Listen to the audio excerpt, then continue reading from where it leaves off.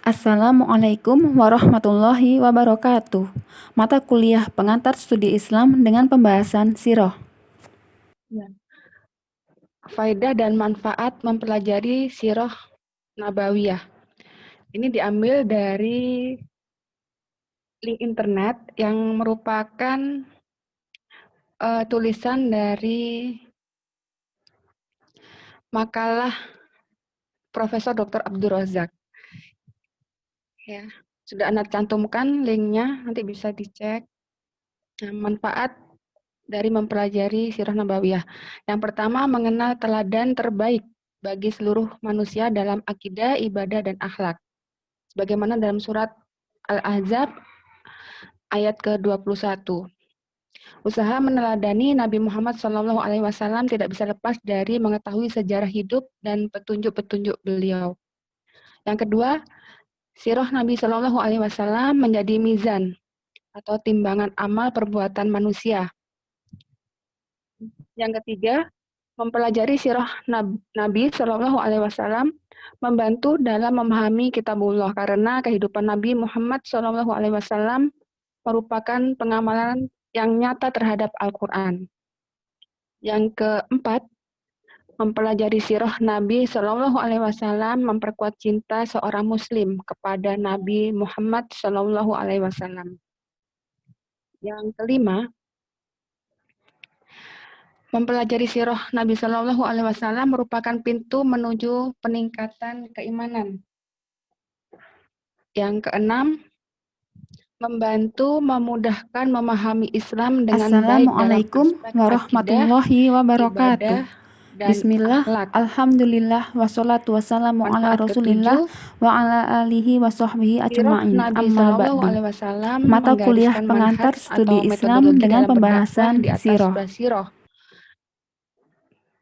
Seorang dai sejati adalah orang yang menguasai petunjuk, langkah, dan sejarah hidup beliau. Yang kedelapan, manfaat kedelapan, sirah Nabi Shallallahu Alaihi Wasallam merupakan bukti kebenaran nubuah dan kerasulan beliau.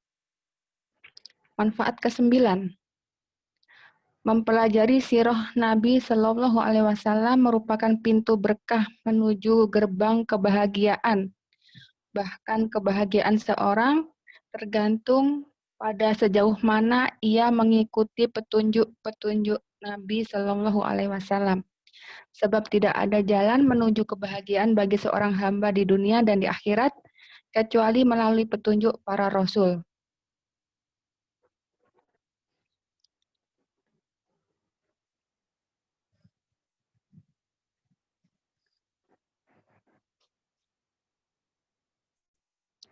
Yang ke-10,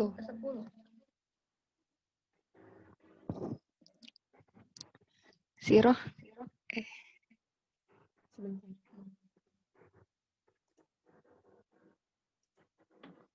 Sirah Nabi Shallallahu Alaihi Wasallam menerangkan bahwa perilaku dan sejarah hidup beliau Shallallahu Alaihi Wasallam merupakan jalan hidup bagi setiap Muslim yang mengharap kebaikan dan kehidupan mulia di dunia dan di akhirat. Generasi Islam akan mengalami kemerosotan bila sebagian mereka lebih mengenal sejarah hidup orang-orang yang tidak pantas diteladani. Kemudian kita langsung ke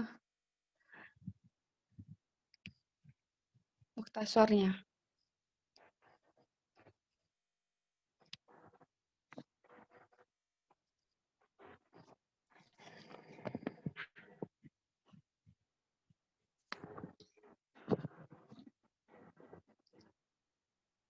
Untuk pembagian membaca ya, bagian membaca, teman-teman dapat jatah 7 lembar. 7 lembar ini sedikit karena ini buku saku, ukuran buku saku. Insya Allah sedikit ya. Jadi kita mulai dari kelahiran dan masa pertumbuhan Rasulullah Shallallahu Alaihi Wasallam. Kelahiran Rasulullah. Rasulullah Shallallahu Alaihi Wasallam dilahirkan pada hari Senin pagi, 9 Rabiul Awal, tahun Gajah.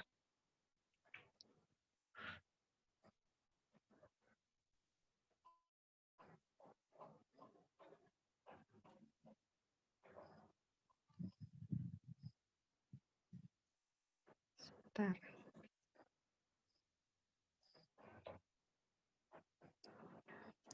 Ya, tahun gajah ini di mana Abraha dengan pasukan gajahnya gagal menyerang Ka'bah.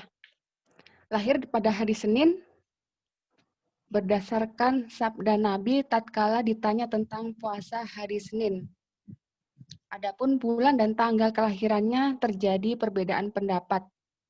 Ada yang berpendapat pada tanggal 12 dari bulan Rabiul Awal dan sebagian ulama berpendapat pada tanggal 9 dari bulan yang sama.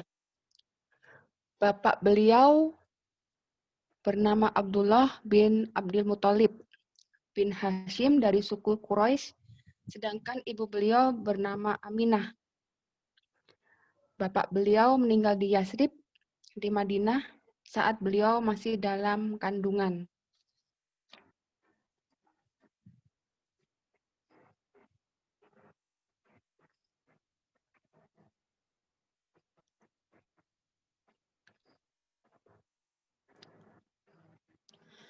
Kemudian kehidupan di Bani Sa'ad. Selain diasuh oleh ibunya, Rasulullah Shallallahu Alaihi Wasallam disusukan oleh Suwaibah, budak dari Abu Lahab. Kemudian, sebagaimana adat kebiasaan masyarakat perkotaan waktu itu, ibunya mencari wanita pedesaan untuk menyusui putranya. Maka terpilihlah seorang wanita yang bernama Halimah binti Abi Zu'aib dari suku Sa'ad bin Bakar, yang kemudian lebih dikenal dengan panggilan Halimah As-Sa'diyah atau Halimatus Sa'diyah. Kemudian sesungguhnya atas kehendak Allah jua hingga Halimah As-Sa'diyah menyusui Rasulullah Shallallahu Alaihi Wasallam ketika kecilnya.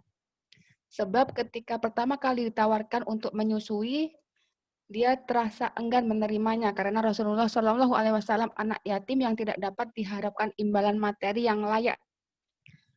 Tapi ketika tidak didapatkan lagi bayi lain untuk disusui, maka Halimah menerima bayi Muhammad untuk disusui di perkampungan Bani Sa'ad. Ternyata Halimah tidak salah pilih karena yang disusuinya telah Allah persiapkan menjadi manusia yang paling agung di muka bumi ini, yang akan membawa jalan yang terang bagi umat yang beriman.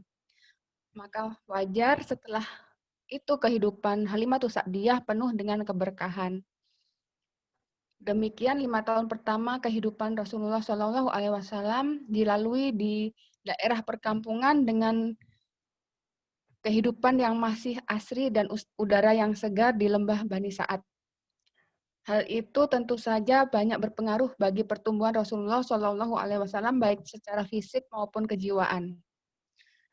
Kemudian peristiwa pembelahan dada atau syaku sodar.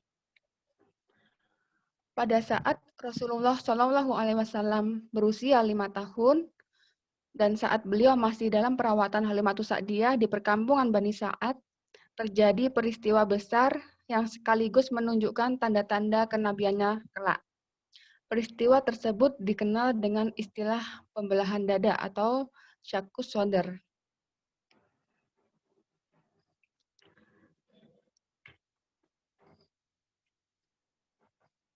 Ini sudah halaman keberapa ya? Halaman 7.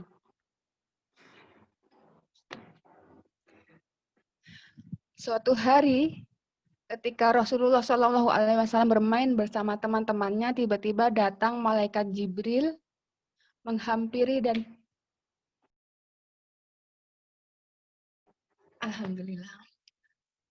Nah, ulangi, suatu hari ketika Rasulullah Shallallahu Alaihi Wasallam bermain bersama teman-temannya, tiba-tiba datang malaikat Jibril menghampiri dan menyergapnya.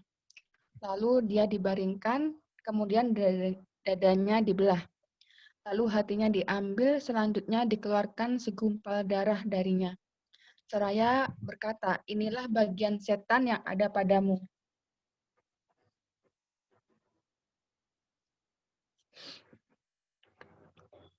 Kemudian hati tersebut dicuci di bejana emas dengan air zam-zam. Setelah itu dikembalikan ke tempat semula. Sementara itu, teman-teman sepermainannya melaporkan kejadian tersebut pada Halimah secara seraya berkata, Muhammad dibunuh, Muhammad dibunuh. Maka mereka bergegas menghampiri tempat Rasulullah Shallallahu Alaihi Wasallam semula. Di sana mereka mendapatkan Rasulullah Shallallahu Alaihi Wasallam dalam keadaan pucat pasi. Setelah kejadian itu, Halimah sangat khawatir terhadap keselamatan Muhammad kecil. Akhirnya tak lama setelah itu dia memutuskan untuk memulangkannya kepada ibunya di kota Mekah. Maka berangkatlah Halimah ke Mekah dan dengan berat hati dikembalikannya Rasulullah Shallallahu Alaihi Wasallam kepada ibunya. Ditinggal ibunya tercinta. Setelah beberapa lama tinggal bersama ibunya pada usia 6 tahun, sang ibu mengajaknya berziarah ke makam suaminya di Yasrib. Maka berangkatlah mereka keluar dari kota Mekah, menempuh perjalanan sepanjang 500 km, ditemani oleh Ummu Aiman, dan dibiayai oleh Abdul Muthalib. Di tempat tujuan mereka menetap selama sebulan. Setelah itu mereka kembali pulang ke Mekah, namun di tengah perjalanan ibunya menderita sakit dan akhirnya meninggal di perkampungan Abwa yang terletak di antara kota Mekah dan Madinah.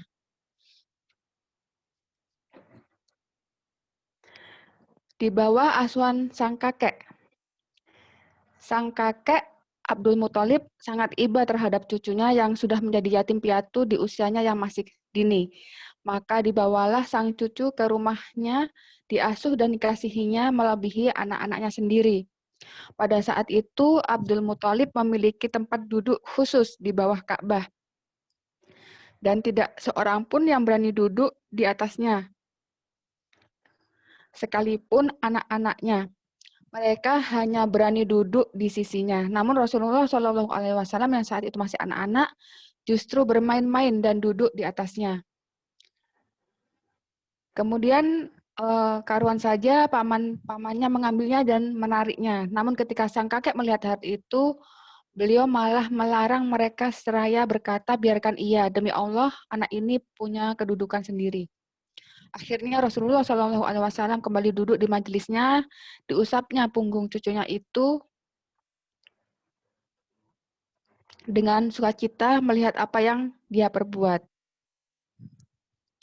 Ini kakeknya sepertinya ya. Nah, kemudian tapi lagi-lagi kasih sayang sang kakek tak berlangsung lama. Dirasakan oleh Muhammad saat kecil. Saat Rasulullah Shallallahu Alaihi Wasallam berusia 8 tahun, kakeknya meninggal di Mekah. Namun sebelum wafat, dia sempat berpesan agar cucunya tersebut dirawat oleh paman dari pihak bapaknya, yaitu Abu Thalib. Di pangkuan pamannya, kini Rasulullah Shallallahu Alaihi Wasallam berada dalam asuhan pamannya yang juga sangat mencintainya. Abu Thalib merawatnya bersama anak-anaknya yang lain, bahkan lebih disayanginya dan dimuliakan. Begitu seterusnya. Abu Thalib selalu berada di sisi Rasulullah Shallallahu Alaihi Wasallam, merawatnya, melindunginya, dan membelanya.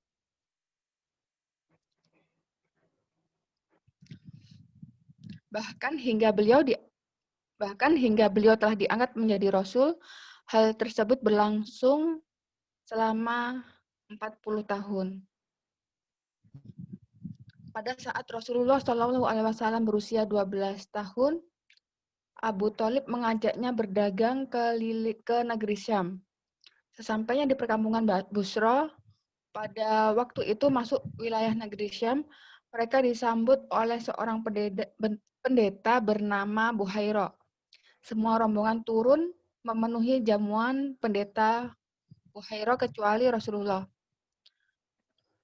Pada pertemuan itu, Abu Thalib menceritakan tentang Rasulullah Shallallahu Alaihi Wasallam dan sifat-sifatnya kepada pendeta Buhairo. Setelah mendengar ceritanya, pendeta Buhairo langsung memberitahukan bahwa anak itu akan menjadi pemimpin manusia sebagaimana yang dia ketahui ciri-cirinya dari kitab-kitab dalam agamanya. Maka ia meminta Abu Thalib untuk tidak membawa anak tersebut ke negeri Syam karena khawatir di sana orang-orang Yahudi akan mencelakakannya. Akhirnya Abu Thalib memerintahkan anak buahnya untuk membawa pulang kembali ke Abu Thalib memerintahkan anak buahnya untuk membawa pulang kembali Rasulullah ke kota Mekah.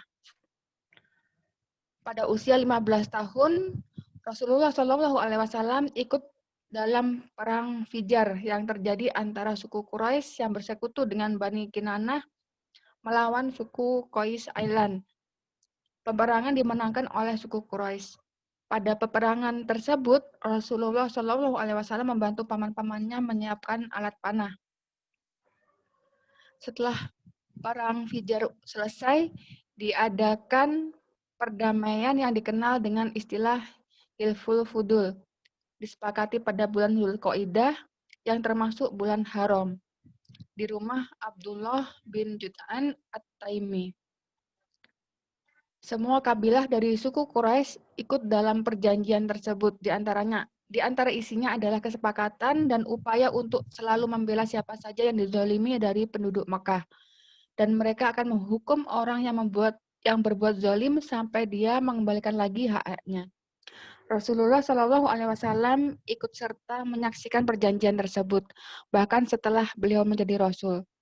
Beliau masih mengingatnya dan memujinya seraya berkata, saya telah menyaksikan perjanjian damai di rumah Abdullah bin Jud'an yang lebih saya cintai dari unta merah. Seandainya saya diundang lagi setelah masa Islam, niscaya saya akan memenuhinya. Pada masa muda Rasulullah Shallallahu Alaihi Wasallam dilalui dengan kehidupan yang berat. Untuk memenuhi kebutuhan hidupnya, Rasulullah Shallallahu Alaihi Wasallam mengembalakan kambing penduduk Mekah demi mendapatkan upah. Pada usia 25 tahun, beliau mulai usaha dagang dengan modal dari Khadijah, seorang wanita pengusaha yang kaya raya dan terpandang di Mekah pada saat itu. Jadi berdagangnya dengan sistem bagi hasil. Mendengar kejujuran dan keluhuran budi pekertinya, Khadijah menawarkan kepada Rasulullah Shallallahu Alaihi Wasallam untuk membawa barang dagangannya dan menjualnya ke negeri Syam. Rasulullah Shallallahu Alaihi Wasallam menerima tawaran dari Khadijah. Kemudian Khadijah memberikan barang-barang dagangannya yang paling utama yang tidak pernah diberikan kepada pedagang yang lainnya. Kemudian Khadijah menyertakan budaknya yang bernama Maisarah untuk menemani Rasulullah Shallallahu Alaihi Wasallam. Ya, banyak yang menggunakan nama Maisarah untuk perempuan ya. Ya. Kemudian berangkatlah Rasulullah Shallallahu Alaihi Wasallam ke negeri Syam bersama Maisarah untuk membawanya dan menjual barang dagangan dari Khadijah.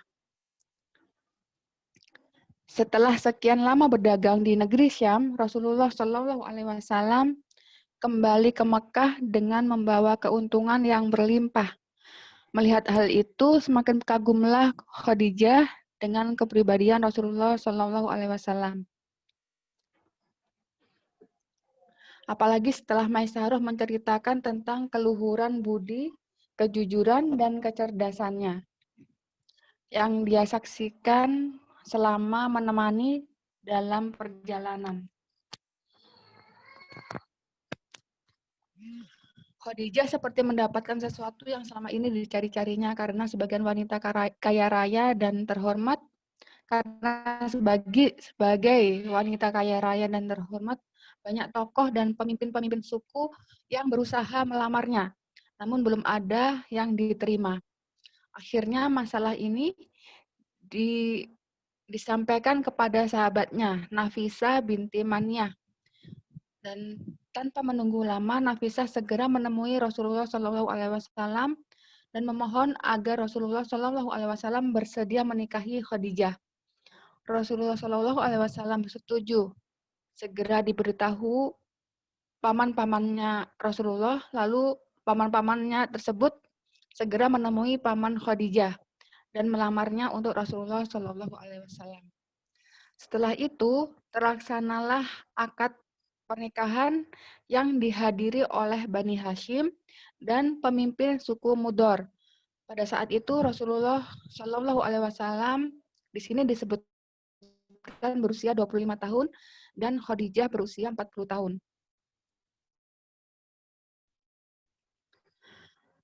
Pada saat Rasulullah Shallallahu Alaihi Wasallam berusia 35 tahun, kaum Quraisy sepakat memugar bangunan Ka'bah yang sudah lapuk di sana-sini karena termakan usia.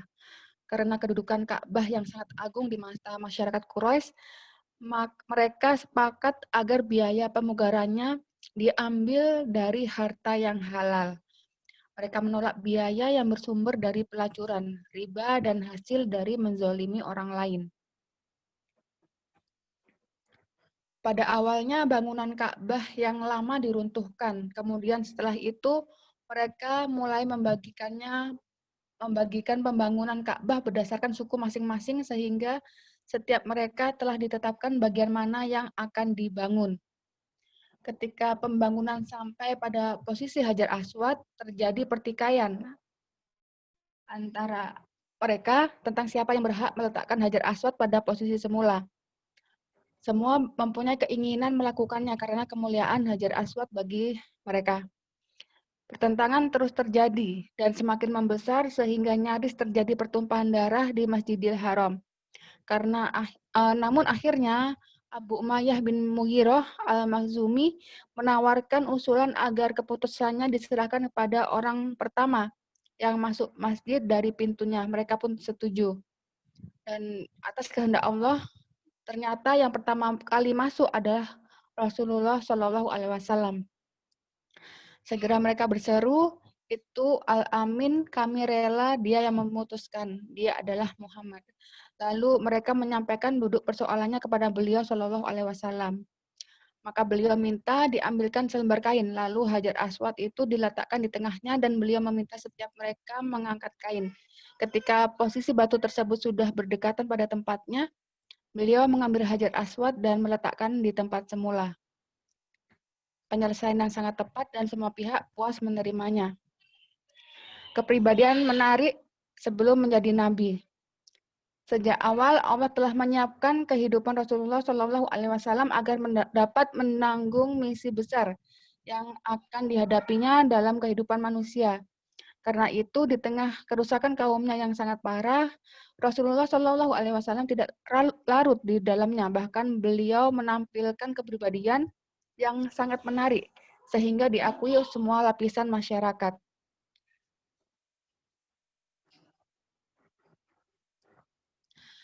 Kerusakan akidah pada masa itu tidak sampai menular ke dalam dirinya.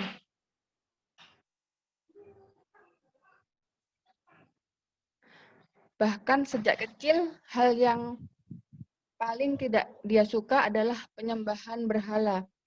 Beliau Shallallahu Alaihi Wasallam enggan menghadiri upacara-upacaranya, bahkan tidak bersedia memakan daging dari hewan yang disembelih atas nama berhala. Kerusakan moral pada masa itu tidak membuatnya terpengaruh. Kompensasinya Rasulullah Shallallahu Alaihi Wasallam lebih suka menyendiri mengamati kehidupan manusia dan penciptaan alam yang agung. Kecuali jika dalam hubungannya yang wajar dan tidak merusak, maka Rasulullah Shallallahu Alaihi Wasallam sangat suka bergaul dengan masyarakat dengan akhlak yang terpuji. Pernah suatu kali terbetik keinginan hendak menghadiri tontonan masyarakat Arab. Namun ketika kakinya sudah melangkah, Allah menghalangi perbuatan tersebut dengan menjadikannya tertidur hingga keesokan harinya. Kemudian wahyu pertama dan pengangkatan kerasulan. Waktunya Afifah ya. Afifah 2019-381063. Ada ya Afifah? Baik, Ustazah.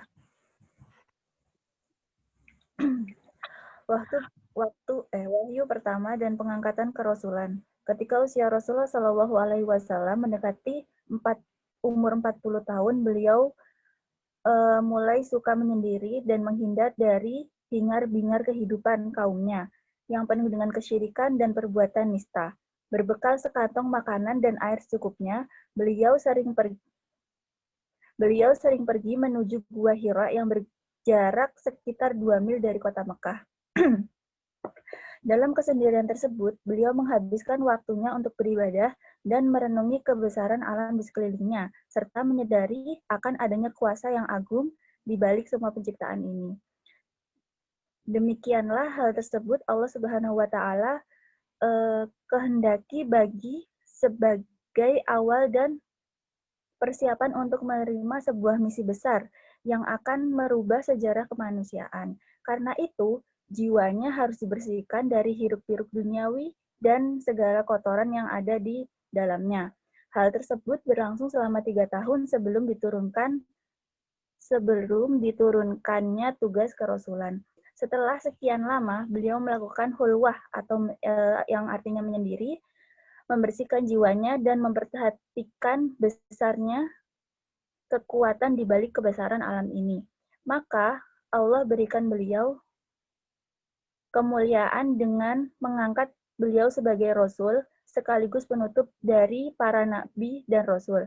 Peristiwa ini terjadi pada Senin tanggal 21 Ramadan, tepatnya saat beliau berusia 40 tahun dengan hitungan kalender Hijriah dan sejak saat itulah tahun kenabian dihitung. Kejadian ditandai dengan hadirnya Jibril yang datang kepadanya dan memeluknya sebanyak 3 kali. Setiap kali memeluknya, beliau berkata, "Bacalah." Setiap kali itu pula Rasulullah SAW menjawab, "Saya tidak dapat membaca." Rasulullah SAW sangat keletihan sekali, takut dan panik menghantui dirinya.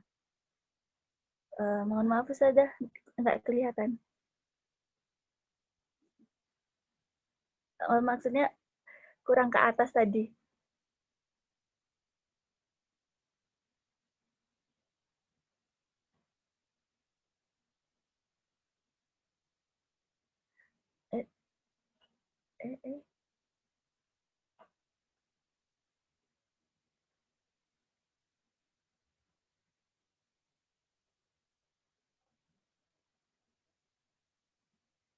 Maaf Ustazah, halaman selanjutnya.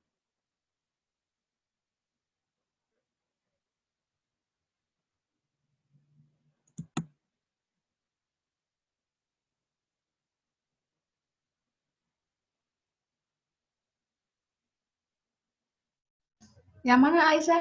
Afifah yang mana? Nah ini bacalah setiap kali itu pula Rasulullah. Nah ini bawahnya nggak kurang kelihatan.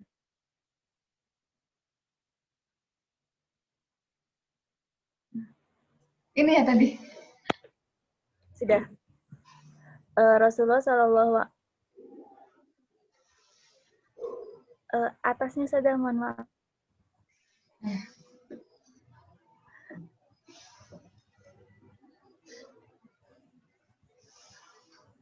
Ini ya. Setelah itu Jibril,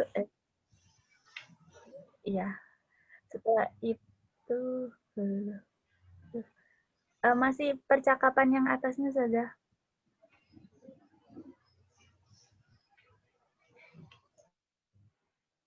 Sudah sih. Rasulullah SAW sangat keletihan sekali, takut dan panik menghantui dirinya. Setelah itu Jibril alaihissalam membacakan Iqra bismi rabbikal ladzi khalaq, khalaqal insana min 'alaq, Iqra wa rabbukal akram, alladzi 'allama bil qalam, 'allamal insana ma lam ya'lam. Yang artinya, bacalah dengan menyebut nama Tuhanmu yang menciptakan. Dia telah menciptakan manusia dari segumpal darah. Bacalah, dan Tuhanmu lah yang maha pemurah, yang mengajarkan manusia dengan perantara kalam. Dan mengajarkan kepada manusia apa yang tidak diketahuinya. Surat Al-Alaq ayat 1-5. Kemudian Jibril pergi meninggalkannya. Rasulullah SAW kembali ke rumahnya dengan badan yang bergetar. Beliau khawatir bahwa apa yang baru saja dialami akan mencelakakan dirinya. Kemudian beliau masuk menemui Khadijah seraya berkata, "Selimuti aku, selimuti aku." Khadijah segera menyelimutinya. Hilangkanlah ketakutan dari diri Rasulullah SAW. Kemudian beliau menceritakan kepada istrinya yang setia apa yang telah terjadi di Gua Hira tersebut. Saya khawatir akan terjadi. Rasulullah berkata, saya khawatir akan terjadi sesuatu pada diri saya. Nah, Khadijah segera menenangkan dan menghibur suaminya seraya berujar, "Kala, wallahi ma yuhzikallahu abadan, innaka sallur rahim, wa tahmilul kalla, wa taksibul ma'duma, wa tukrid doifa, wa tu'ainu ala nawaibil haqqi." Yang artinya, tidak sama sekali Tuhan tidak akan menghinakanmu selamanya. Engkau adalah orang yang suka menyambung silaturahmi, membawakan dan membantu orang yang lemah, menghormati tamu, dan suka menolong dalam kebaikan. Kemudian Khadijah bersama Rasulullah Shallallahu Alaihi Wasallam pergi ke rumah pamannya, Waraqah bin Naufal. Dia adalah orang yang banyak mengetahui beliau adalah orang yang banyak mengetahui isi kitab Taurat dan Injil. Orangnya sudah renta lagi buta. Rasulullah Shallallahu Alaihi Wasallam menceritakan apa yang terjadi. Mendengar hal tersebut, Waraqah pun gembira. Itu adalah malaikat Jibril yang Allah turunkan kepada Nabi Musa. Engkaulah nabi umat ini. Ah, sayang sekali, seandainya saja aku masih hidup saat engkau diusir oleh kaummu. Apakah mereka akan mengusir aku? Ini perkataan Rasulullah. Ya, tidak ada seorang pun membawa seperti apa yang kamu bawa kecuali dia yang akan dimusuhi. Seandainya aku mengalami saat hal itu terjadi, aku akan membelamu sungguh-sungguh, kata Waraqah. Namun, ternyata Waraqah meninggal dunia ketika wahyu sempat terputus beberapa lama. Maksudnya wahyu pertama.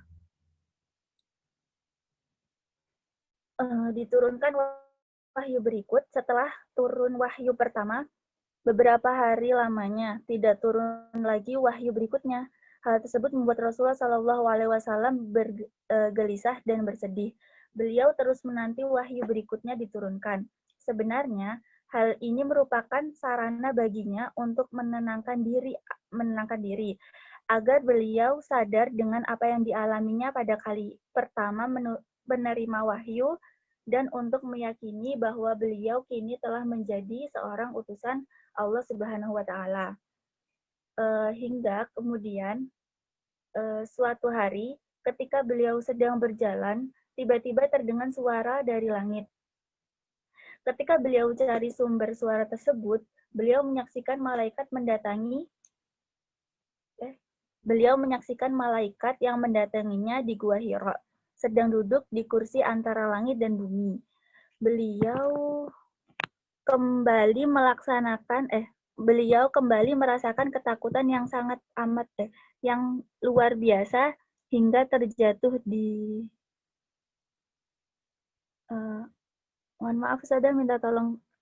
Rasulullah SAW lakukan telah membuat anak berpisah dari orang tuanya, saudara berpisah dari saudara dan keluarganya, suami berpisah dengan istrinya.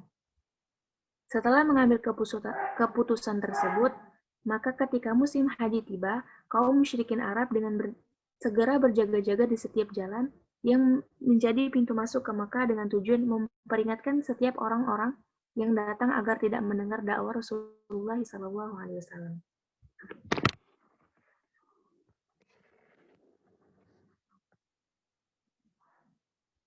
Berbagai upaya menghentikan dakwah. Selain apa yang telah disebutkan di atas, masih terdapat berbagai upaya yang mereka lakukan untuk menghentikan dakwah Rasulullah SAW. Di antaranya, 1. Ejekan dan hinaan serta berbagai macam tuduhan. Hal tersebut Allah kisahkan dalam Al-Quran, وَقَالُوا يَا أَيُّهَا الَّذِي نُزِّلَ عَلَيْهِ الذِّكْرُ إِنَّكَ لَمَجْنُونَ. Mereka berkata, hai orang yang diturunkan Al-Quran kepadanya, sesungguhnya kamu benar-benar orang yang gila. Quran Surat Al-Hijr ayat 6. Jika Rasulullah SAW sedang duduk dikelilingi oleh sahabat-sahabatnya, orang yang miskin mereka mengejeknya. Orang-orang semacam ini kayak di antara kita yang diberi anugerah oleh Allah kepada mereka, Quran Surat Al-An'am ayat 53. Mereka sering menertawakan kaum muslimin, saling mengedipkan mata penuh ejekan jika kaum muslimin berlalu di hadapan mereka, dan menuduh mereka sebagai orang-orang yang sesat. Quran Surat Al-Mutaffifin ayat 29-33. 2. Menyebar isu negatif dan berbagai bentuk syubhat terhadap ajaran yang dibawa Rasulullah SAW. Mereka mengatakan bahwa Al-Quran adalah kebohongan dan dongengan orang-orang dahulu. Quran Surat Al-Furqan ayat 4-5. 3. Penawaran. Di antara penawaran yang mereka ajukan kepada Rasulullah SAW adalah berupa ibadah secara bergantian, yaitu dalam 1 tahun Rasulullah SAW beribadah kepada Tuhan mereka, lalu di tahun berikutnya mereka beribadah kepada Tuhan beliau. Tawaran yang sangat lucu tersebut langsung ditolak oleh Allah Ta'ala dengan menurunkan surat Al-Kafirun. Katakanlah, hai orang-orang kafir, aku tidak akan menyembah apa yang kamu sembah, dan kamu bukan penyembah Tuhan yang aku sembah, dan aku tidak pernah menjadi penyembah apa yang kamu sembah, dan kamu tidak pula menjadi penyembah Tuhan yang aku sembah. Untuk mula agamamu dan untuklah agamaku. Quran Surat Al-Kafirun ayat 1-6. Jazakallahu khairan. Ainun Wa iya. Aisyah radhiyallahu.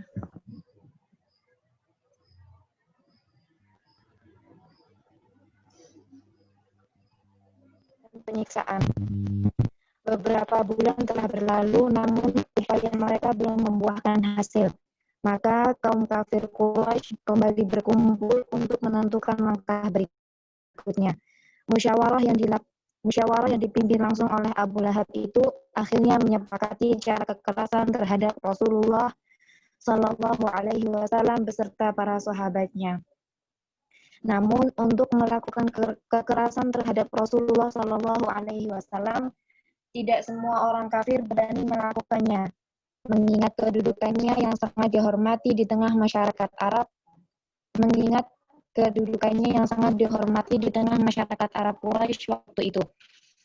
Ditambah perlindungan yang diberikan pamannya Abu Thalib, tokoh yang sangat disegani pula oleh masyarakatnya.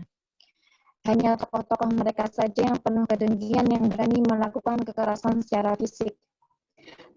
Hanya tokoh-tokoh mereka saja yang penuh kedengkian yang berani mengganggunya secara fisik seperti Abu Lahab, Abu Jahal, Ubay bin Khalaf, dan yang lainnya. Berbagai tindakan menyakitkan diterima Rasulullah Shallallahu Alaihi Wasallam dari Abu Lahab dan kawan-kawannya. Pernah sekali waktu Rasulullah Shallallahu Alaihi Wasallam sholat di hadapan Ka'bah, sementara di sisi lain tokoh-tokoh kafir Quraisy sedang berkumpul.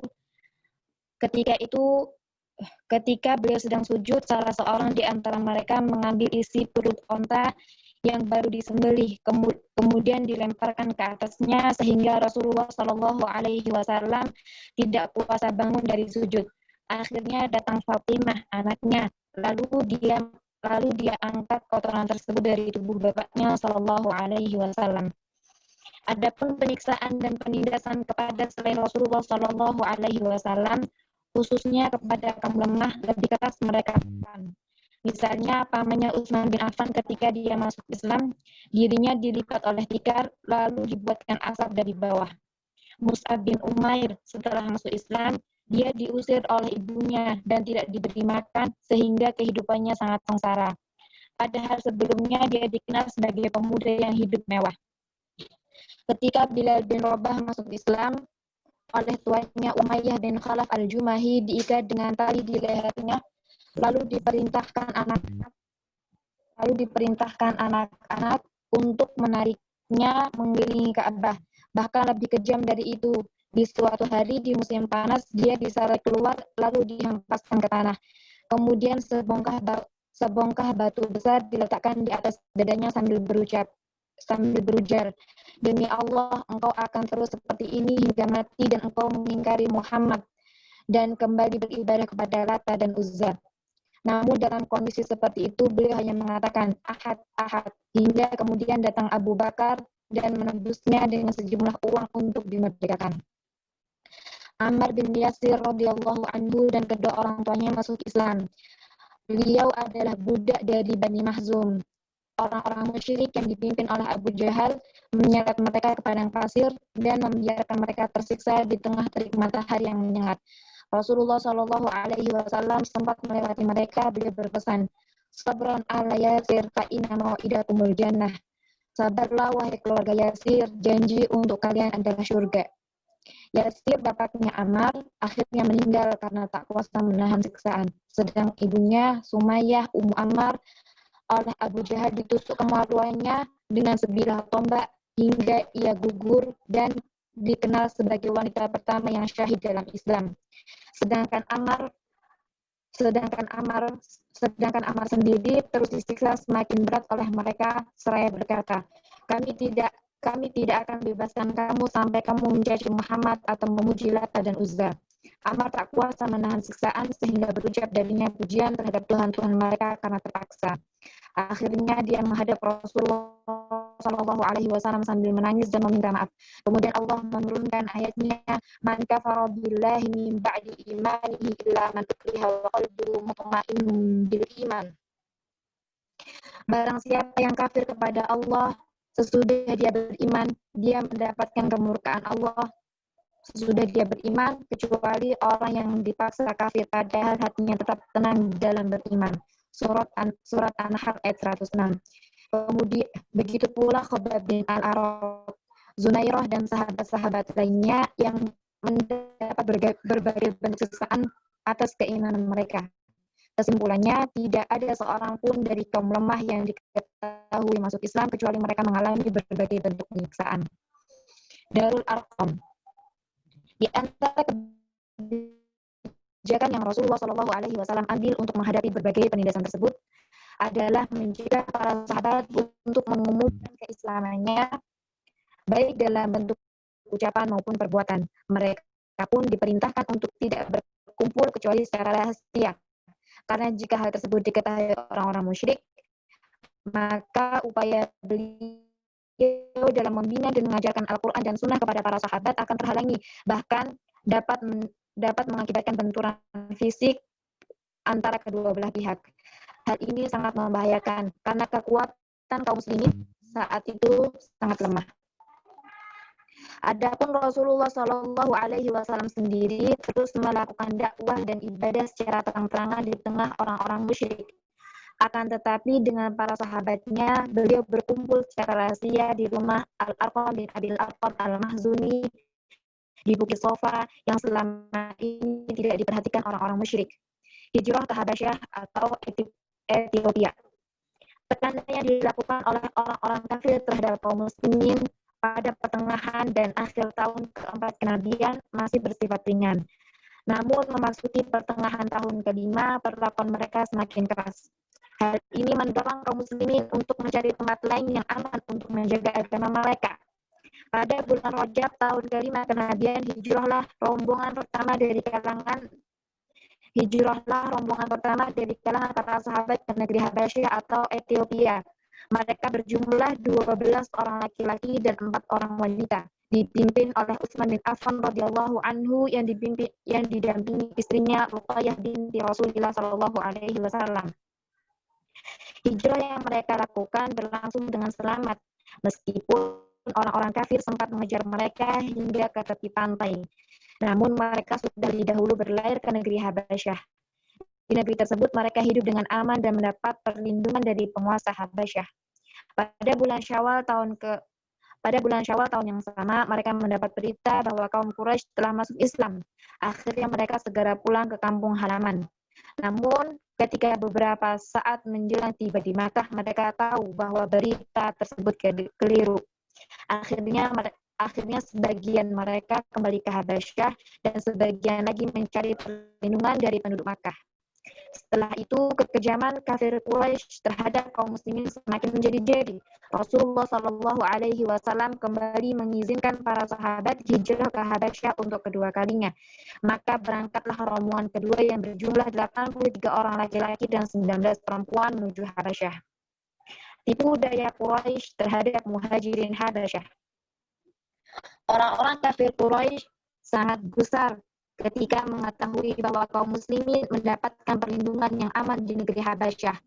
Maka mereka mengutus 2 orang yang cerdas dan gigih, Amr bin Al-As dan Abdullah bin Rabi'ah, sebelum mereka masuk Islam dengan membawa aneka hadiah berharga. Mereka berupaya membujuk Raja Najasyi untuk memulangkan kaum muslimin ke suku Quraisy. Namun berkat kebijakan Raja Najasyi dan kepiawaian para sahabat yang diwakili oleh Ja'far bin Abi Thalib sebagai juru bicara mereka dalam menerangkan hakikat Islam, akhirnya upaya orang-orang musyrik tersebut gagal total. Upaya Quraisy menghentikan dakwah Rasulullah Shallallahu Alaihi Wasallam lewat pamannya Abu Thalib. Berbagai cara telah diupayakan oleh kafir Quraisy untuk menghentikan dakwah Rasulullah Shallallahu Alaihi Wasallam, namun tidak ada yang berhasil. Berikutnya mereka menggunakan cara lewat pamannya lagi, Abu Thalib. Lewat pamannya lagi, Abu Thalib berupa ancaman untuk memerangi Rasulullah Shallallahu Alaihi Wasallam.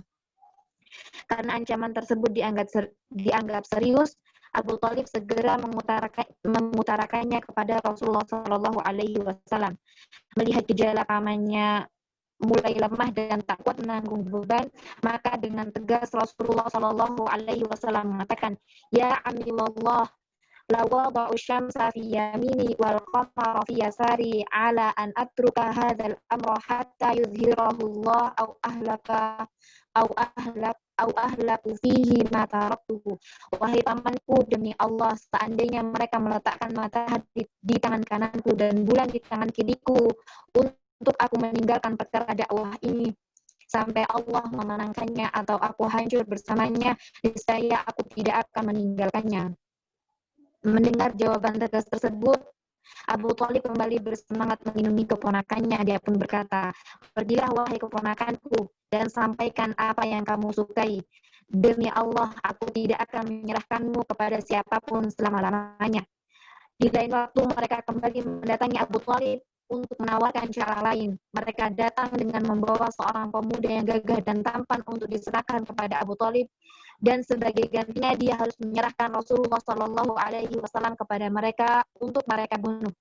Tentu saja tawaran yang aneh tersebut ditolak mentah-mentah oleh Abu Thalib. Ide membunuh Rasulullah Shallallahu Alaihi Wasallam. Setelah berbagai kegagalan yang dialami oleh kaum kafir Quraisy, akhirnya sampailah mereka pada keputusan untuk membunuh Rasulullah Shallallahu Alaihi Wasallam. Disebutkan dalam beberapa riwayat beberapa upaya dari tokoh-tokoh kafir Quraisy untuk membunuh Rasulullah Shallallahu Alaihi Wasallam. Namun upaya-upaya mereka pun menemukan kegagalan pula karena Allah Taala telah melindungi hambanya yang paling dikasihinya tersebut. Di antara riwayat yang terkenal dalam hal ini adalah upaya Abu Jahal yang hendak melemparkan batu jika Rasulullah Shallallahu Alaihi Wasallam sedang sujud dalam sholatnya. Pada hari yang telah ditentukan, sebagaimana biasa Rasulullah Shallallahu Alaihi Wasallam datang ke Ka'bah untuk sholat. Kemudian, sebagaimana rencana semula, Abu Jahal mengambil sebongkah batu lalu menghampiri Rasulullah Shallallahu Alaihi Wasallam untuk menimpakan batu tersebut di atas kepalanya. Namun tak berapa lama kemudian dia sudah kembali menemui kawan-kawannya dalam keadaan pucat pasi. Ada apa wahai Abul Hakam? Tanya teman-temannya keheranan. Ketika aku akan melakukan rencanaku dan hampir mendekatinya, ternyata ada seekor unta yang sangat besar menghalangiku. Unta tersebut sangat besar. Belum pernah aku melihat unta sebesar dan seganas itu. Hampir-hampir dia menerkamku, jawab Abu Jahal. Hamzah masuk Islam. Di tengah suasana yang masih penuh intimidasi dan tekanan dari orang-orang kafir Quraisy terhadap kaum muslimin, muncullah secercah harapan, yaitu masuk Islamnya Hamzah bin Abdul Muthalib radhiyallahu anhu, paman Rasulullah Shallallahu Alaihi Wasallam pada akhir tahun ke-6 kenabian. Hamzah radhiyallahu anhu masuk Islam setelah mendengar berita perlakuan Abu Jahal yang telah menganiaya Rasulullah Shallallahu Alaihi Wasallam dengan memukulkan sebuah batu ke kepala beliau hingga mengucurkan darah. Segera saja Hamzah, lelaki gagah dan terpandang di suku Quraisy yang saat itu baru saja pulang berburu, menemui Abu Jahal untuk menuntut balas atas perlakuan kasar tersebut. Setelah berhasil menemui Abu Jahal, Hamzah segera menghadapnya. Wahai Abu Jahal, Kamulah yang telah menghina keponakanku, padahal aku sudah masuk agamanya. Kemudian Abu Jahal dipukulnya dengan busur hingga terluka. Hampir saja terjadi perkelahian massal karena keluarga kedua belah pihak ingin ikut campur. Namun Abu Jahal segera menghentikan hal tersebut seraya mengakui bahwa dia telah bersikap buruk terhadap Rasulullah Shallallahu Alaihi Wasallam.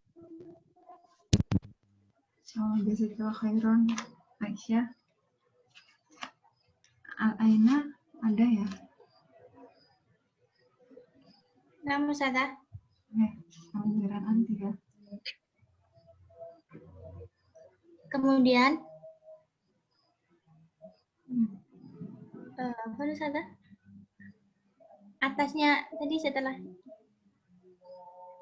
kemudian Abu Jahal dipukulnya dengan busur hingga terluka.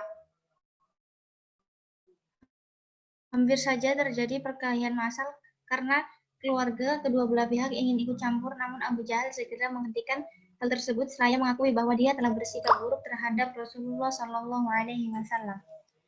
Umar bin Khattab radhiyallahu anhu masuk Islam. Secerca cahaya yang lain juga muncul dengan masuk Islamnya Umar bin Khattab radhiyallahu anhu pada tahun ke-6 kenabian, hingga hari setelah masuk Islamnya Hamzah bin Abdul Muttalib. 3 hari setelah masuk Islamnya Hamzah bin Abdul Muttalib. Sebelumnya, Rasulullah Shallallahu Alaihi Wasallam memang pernah memohon kepada Allah agar dia masuk Islam dengan doanya, Allahumma a'izzil Islam ya ahabbar rajul. Allahumma a'izzil Islam bi ahabbir rajulaini ilaika bi Umar bin Al-Khattab atau bi Abi Jahl bin Hisham. Ya Allah, muliakanlah Islam dengan salah seorang dari 2 orang yang lebih engkau cintai, Umar bin Khattab atau Abu Jahal bin Hisham. Ternyata yang lebih Allah cintai dari keduanya adalah Umar bin Khattab radhiyallahu anhu. Kisah masuk Islamnya Umar bin Khattab radhiyallahu anhu. Umar bin Khattab radhiyallahu anhu terkenal sebagai orang yang berwatak keras dan bertubuh tegap. Seringkali pada awalnya sebelum masuk Islam, kaum muslimin mendapatkan perlakuan kasar darinya. Sebenarnya, di dalam hati Umar sering berkecamuk perasaan-perasaan yang berlawanan antara pengagungannya terhadap ajaran nenek moyang, kesenangan terhadap hiburan dan mabuk-mabukan, dengan kekaguman terhadap ketabahan kaum muslimin, serta bisikan hatinya bahwa boleh jadi apa yang dibawa oleh Islam itu lebih mulia dan lebih baik. Sampailah kemudian suatu hari beliau berjalan dengan pedang terhunus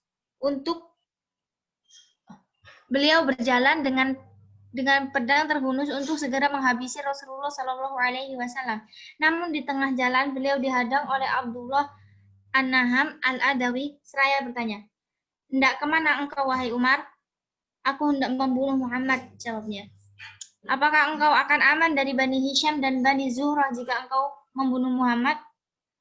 Jangan-jangan engkau sudah murtad dan meninggalkan agama asalmu," tanya Umar.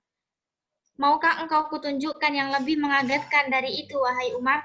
Sesungguhnya saudara perempuanmu dan iparmu telah murtad dan telah meninggalkan agamamu," kata Abdullah. Setelah mendengar hal tersebut, Umar langsung menuju ke rumah adiknya. Saat itu di dalam rumah tersebut terdapat Khabbab bin Ard yang sedang mengajarkan Al-Quran kepada keduanya, Fatimah, saudara perempuan Umar dan suaminya. Namun ketika Khabbab merasakan kedatangan Umar, dia segera bersembunyi di balik rumah, sementara Fatimah segera menutupi lembaran-lembaran Al-Quran. Sebelum masuk rumah, rupanya Umar telah mendengar bacaan Khabbab. Lalu dia bertanya, "Suara apakah yang tadi saya dengar dari kalian?" "Tidak ada suara apa-apa kecuali obrolan kami berdua saja," jawab mereka. "Pasti kalian telah murtad," kata Umar dengan geram. "Wahai Umar, bagaimana pendapatmu jika kebenaran bukan pada agamamu?" jawab ipar Umar.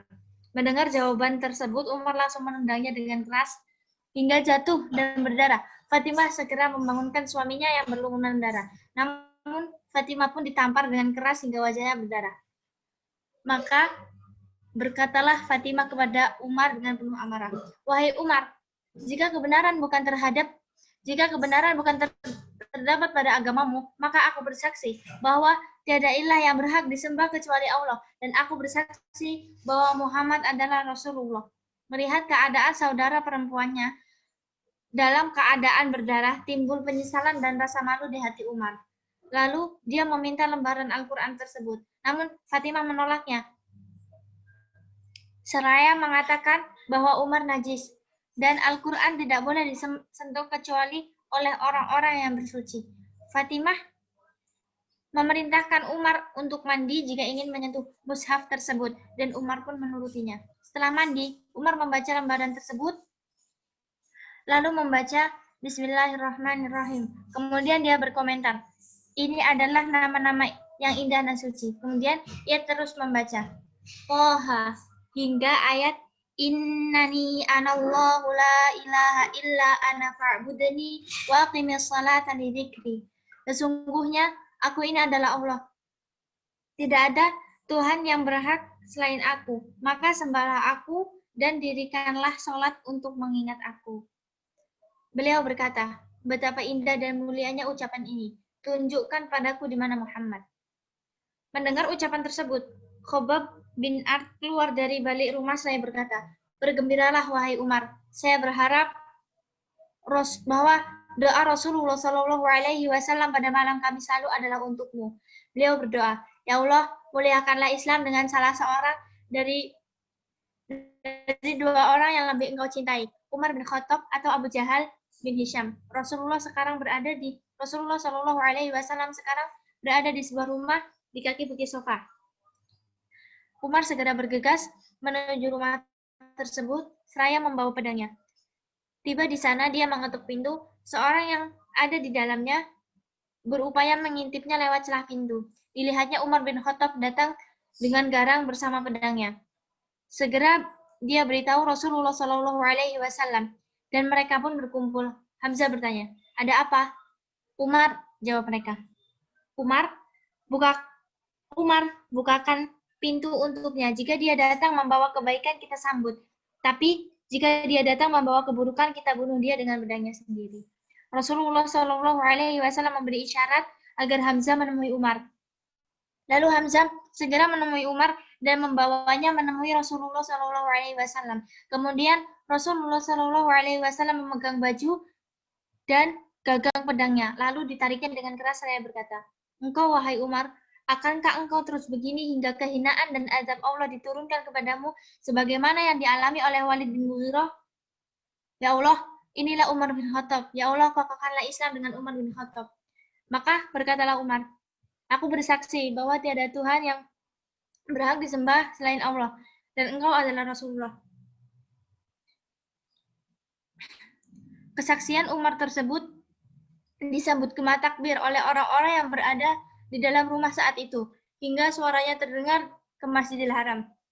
Masuk Islamnya Umar menimbulkan kegemparan di kalangan orang-orang musyrik. Sebaliknya disambut sukacita oleh kaum muslimin. Ibnu Mas'ud berkata, kami dahulu tidak ada yang berani sholat di depan Ka'bah hingga Umar masuk Islam. Utusan kafir Quraisy menghadap Rasulullah SAW. Setelah Hamzah dan Umar bin Khattab radhiyallahu anhu masuk Islam, serta jumlah kaum muslimin semakin banyak, orang kafir Quraisy semakin kalang kabut. Upaya mereka untuk menghalangi dakwah Rasulullah SAW semakin kehilangan arah. Salah satu bentuknya adalah upaya mereka dengan mengutus Utbah bin Rabi'ah menghadap Rasulullah SAW untuk menawarkan beberapa tawaran yang menurut mereka menghentikan dakwah beliau. Utbah yang dikenal dengan panggilan Abu Walid menyampaikan tawaran tersebut kepada Rasulullah SAW, yaitu jika Rasulullah SAW menginginkan harta yang banyak, maka mereka akan memberikan kepadanya sehingga Rasulullah SAW menjadi orang yang paling kaya raya di antara mereka. Dan jika Rasulullah menginginkan kekuasaan, maka mereka akan menjadikan beliau penguasa di antara mereka, namun dengan syarat beliau menghentikan dakwanya. Setelah mendengar tawaran yang disampaikan, Abul Walid hingga tuntas Rasulullah Shallallahu Alaihi Wasallam membacakan ayat Hamim Tanzilun minar Rahmanir Rahim. Kitabun fussilat ayatuhu Qur'anan Arabiyyan liqaumin ya'lamun. Basyiran wa nadhira. Fa'arada aktsaruhum fahum la yasma'un. Wa qalu qulubuna fi akinnatin mimma tad'una ilaih. Hamim, diturunkan dari Tuhan yang Maha Pemurah lagi Maha Penyayang. Kitab yang dijelaskan ayat-ayatnya, yakni bacaan dalam bahasa Arab untuk kaum yang mengetahui, yang membawa berita gembira dan membawa peringatan. Tetapi kebanyakan mereka berpaling daripadanya. Maka mereka tidak mau mendengarkan. Mereka berkata, hati kami berada dalam tutupan yang menutupi apa yang kamu seru kami kepadanya. Akhirnya Abul Walid kembali menemui kaumnya dengan membawa kegagalan. Bahkan justru dia terkagum-kagum dengan ayat yang telah dibaca Rasulullah Shallallahu Alaihi Wasallam, sehingga kaumnya menuduh Rasulullah Shallallahu Alaihi Wasallam telah menyihirnya.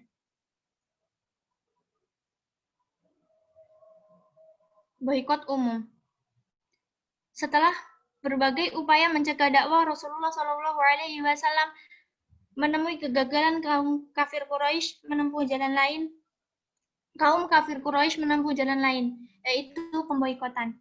Mereka bersepakat untuk memboikot Bani Hashim dan Bani Muthalib dengan melarang mengadakan pernikahan, jual beli, bergaul, berkunjung, dan berbicara kepada mereka kecuali jika mereka menyerahkan Rasulullah Shallallahu Alaihi Wasallam untuk dibunuh.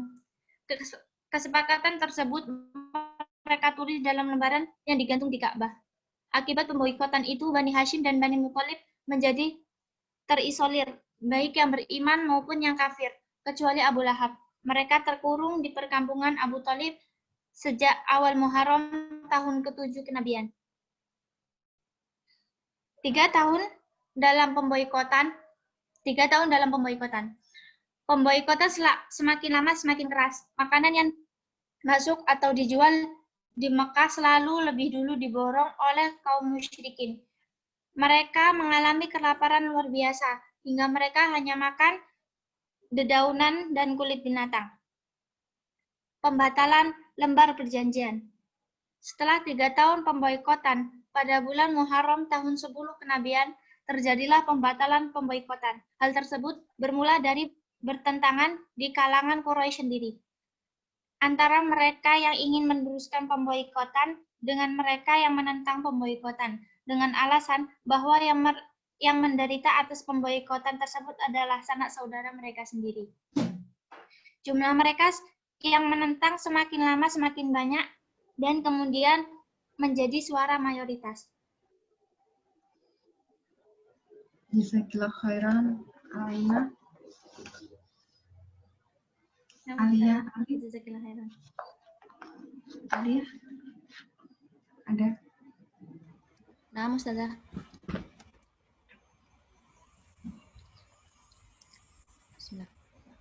Sementara itu, Abu Thalib diberitahu oleh Rasulullah SAW bahwa Allah Ta'ala telah mengutus rayap-rayap untuk memakan lembaran perjanjian boikot tersebut, hingga tersisa sedikit yang di dalamnya masih tersimpan kalimat dzikir atau lafaz Allah. Maka Abu Thalib menyampaikan hal tersebut kepada orang-orang Quraisy seraya berkata, jika dia berdusta akan kami biarkan kalian berbuat sesuka hati kalian kepadanya. Namun jika dia benar, hendaklah kalian menghentikan boikot dan kezaliman kalian kepada kami. Kemudian Mut'im bermaksud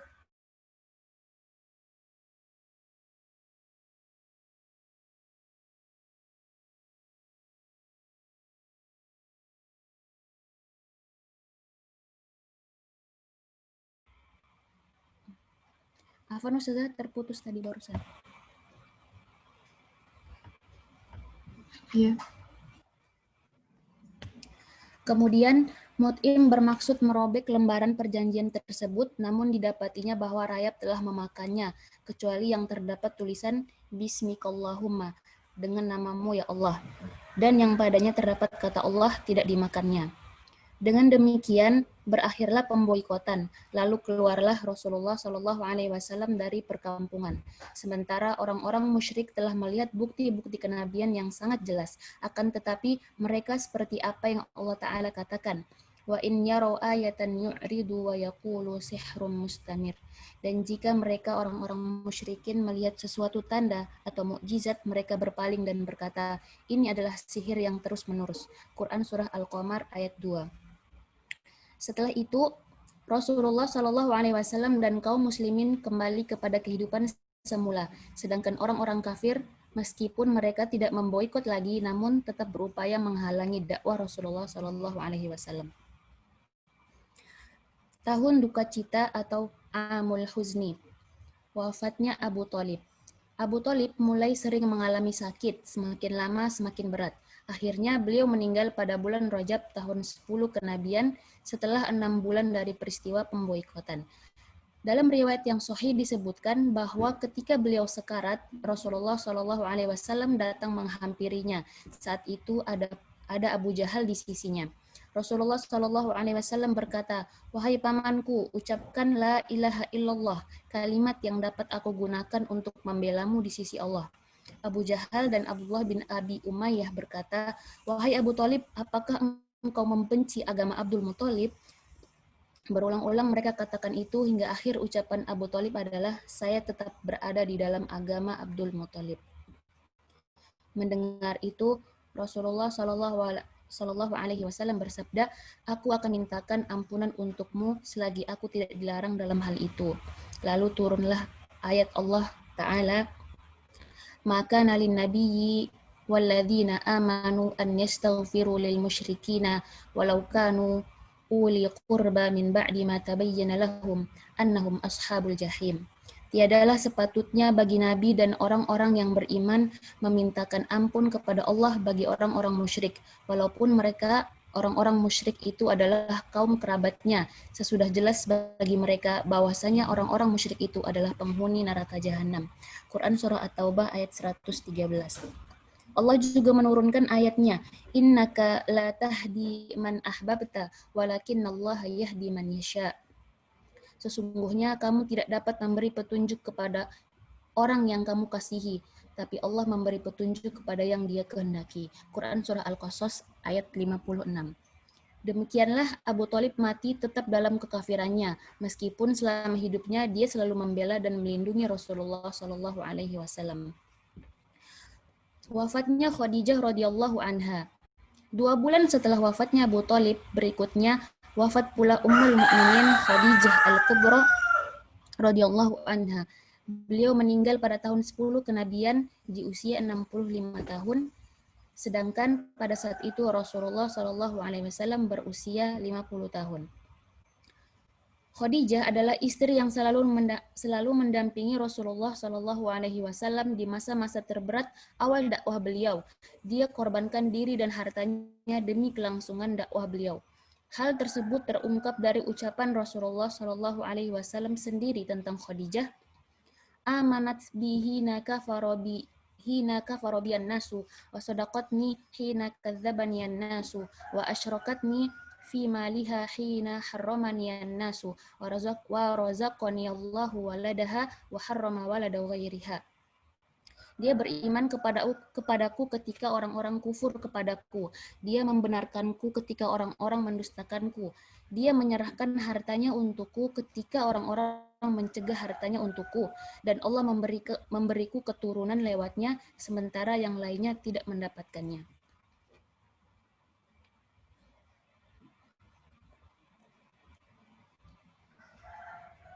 Tumpukan kesedihan. 2 kejadian di atas sangat besar pengaruhnya dalam diri Rasulullah Shallallahu Alaihi Wasallam. Mengingat kedua orang tersebut selama ini sangat besar artinya dalam kehidupan Rasulullah Shallallahu Alaihi Wasallam. Sementara itu, di sisi lain, tekanan dan ancaman orang-orang kafir semakin menjadi-jadi karena tidak ada lagi Abu Thalib yang suka melindunginya.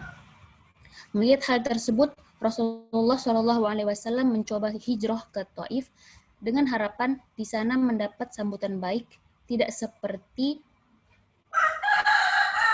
tidak seperti yang dia dapatkan di Makkah. Namun kenyataannya, penduduk Taif memperlakukannya dengan kasar melebihi dari apa yang dia dapatkan dari kaumnya. Begitu pula apa yang dialami oleh para sahabat beliau.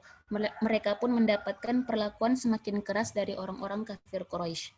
Karena itu, tahun ini dalam sejarah kehidupan Rasulullah SAW dikenal dengan tahun duka cita atau Amul Huzni. Menikah dengan Saudah radhiyallahu anha. Pada bulan Syawal tahun ke-10 kenabian, Rasulullah SAW menikah dengan Saudah binti Zum'ah. Beliau telah lama masuk Islam dan termasuk yang ikut hijrah ke Habasyah pada gelombang kedua. Awalnya, dia seorang istri dari Sakron bin Amr yang juga telah masuk Islam dan turut pula hijrah bersamanya ke Habasyah. Namun beliau meninggal di sana. Maka setelah Saudah kembali ke Mekah dan telah selesai masa idahnya, Rasulullah SAW segera menikahinya. Maka Saudah merupakan istri pertama yang dinikahinya setelah wafatnya Khadijah radhiyallahu anha.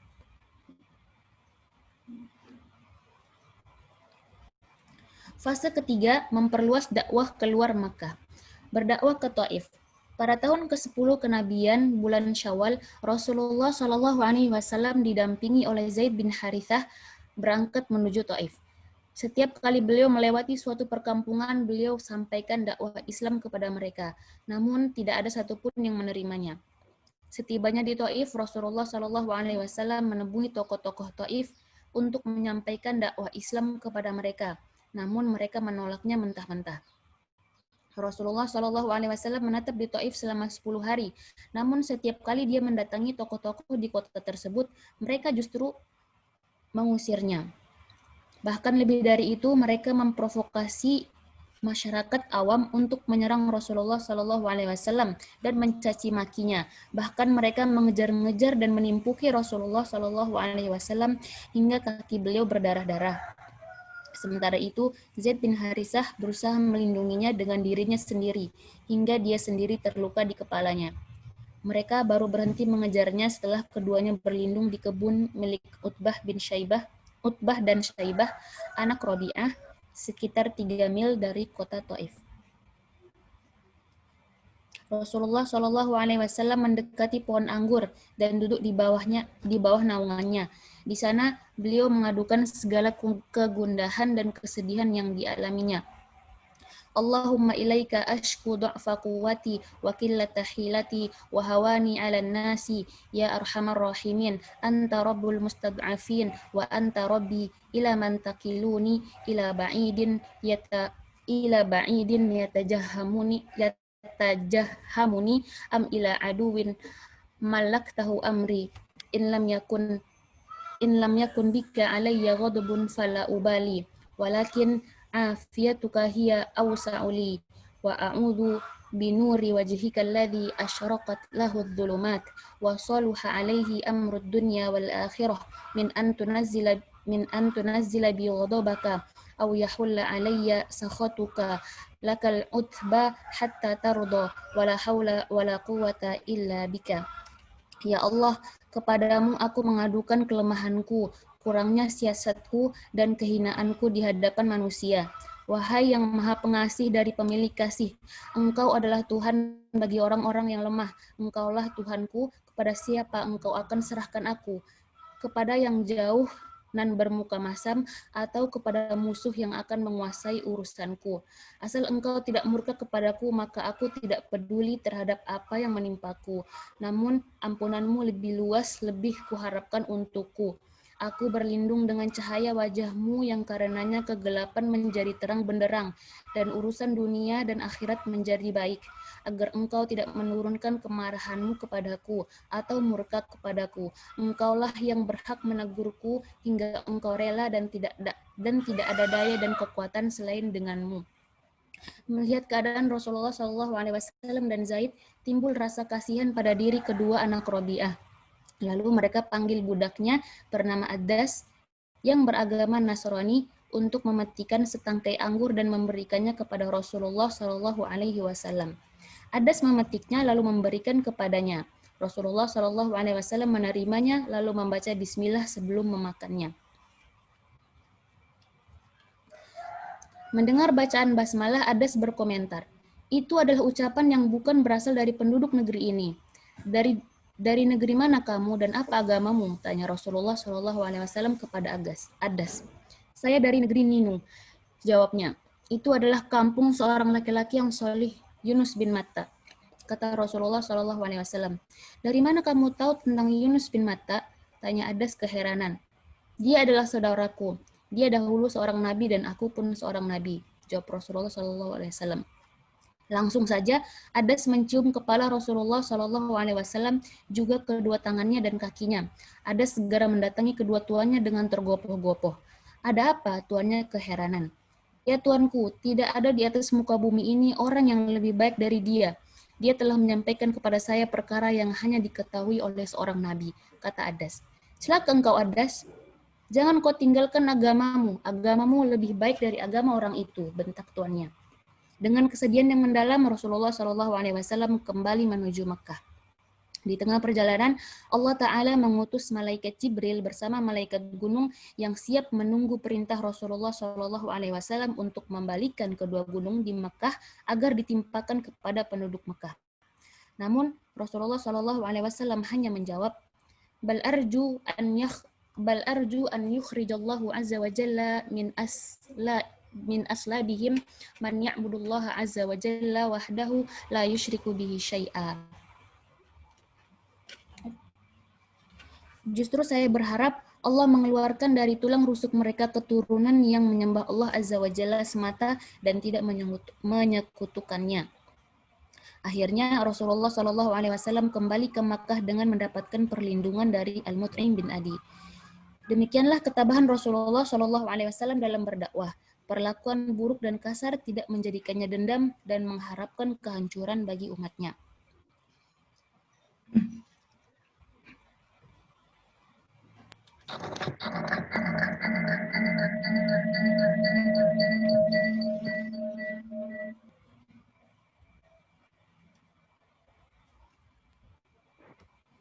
Nah, jazakumullah khairan. Semoga dengan dibacakannya sebagian dari seperempat dari sirah Nabi ini bisa mempertebal rasa cinta kita kepada Nabi Shallallahu Alaihi Wasallam.